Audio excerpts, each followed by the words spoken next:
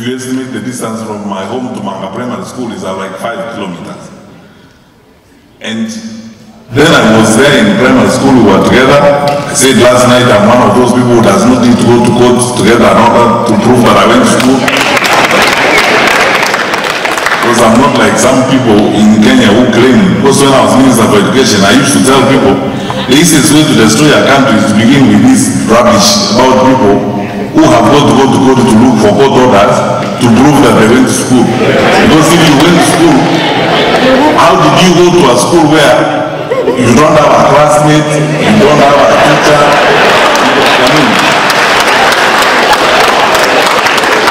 And you are depending on a judge to make a ruling that you actually went to school. You know, my friends, I want to tell you this. There is a way in which we have destroyed our country by this silly behavior, you know, doing things that normal people don't do.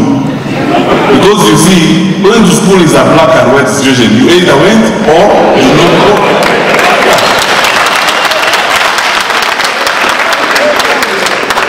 And I used to tell people, I am not the one who wrote the law.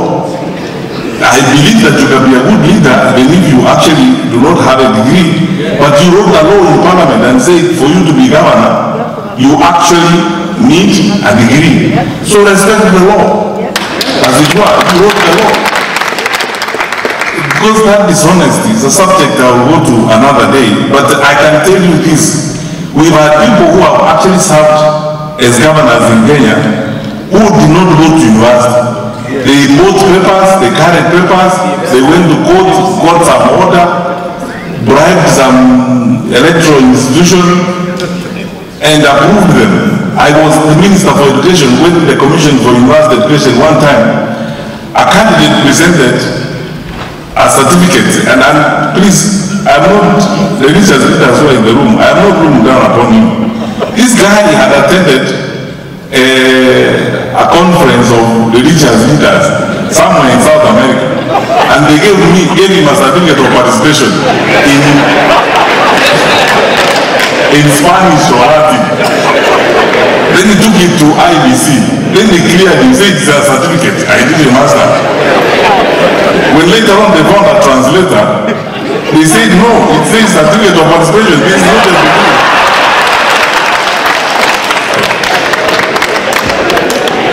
You know, that's why I'm telling you, one candidate for position of governor presented a PhD certificate that she couldn't even defend. When someone asked her, what was your thesis on? She said, what is her thesis? How would you have, I know we are innovators in Kenya, but some innovation is it's a joke, as it were. So, my brothers and sisters, Dr. Bogombo, that's the story of my life. Grew up with all these wonderful people you see here, Professor Tiso, went to Manga Primary School, and sometimes I tell media when they challenge me and Gen Zs were in the room, I didn't drop from Mars or from Jupiter. And I have lived this life, simple, what you see is what you get, straightforward, raised by parents who are, materially poor but very rich in spirit and love for us and commitment. The other day, I was telling some lawyers here in a room that, and there's the last thing I will say on that particular score, that one day I will tell the whole story in full length in my book when it comes out, that I would never have gone to school or I would never have finished school without my mother. My mother is the most patient person I have. Because this is interesting. Every day between, I think, standard 1 and standard 3, every single day I went to school, I lost my pencil. I frankly don't know how it got lost, but I lost it. Whoever is here, you can testify to that. I think in climbing trees, eating guavas in Mosoti's compound, and so on. somehow, I mean, it was some miserable thing. You could not manage properly. It just gets lost. I didn't know what used to happen. And my mother worked hard. I mean, I don't know anybody in this world who's more patient. She would go to the market and sell milk, sell her wares. And every Sunday come home, she would go to the market twice a month.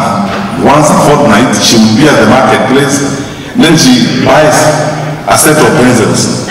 Then she comes and cuts each one of them into 3. Because she knows that I am actually going to lose that one. And every single morning, I don't know anybody more patient than that. Every single morning, she would sharpen one for me to go with to school. She tried all gymnastics to help me keep the pencil, including creating a hole here.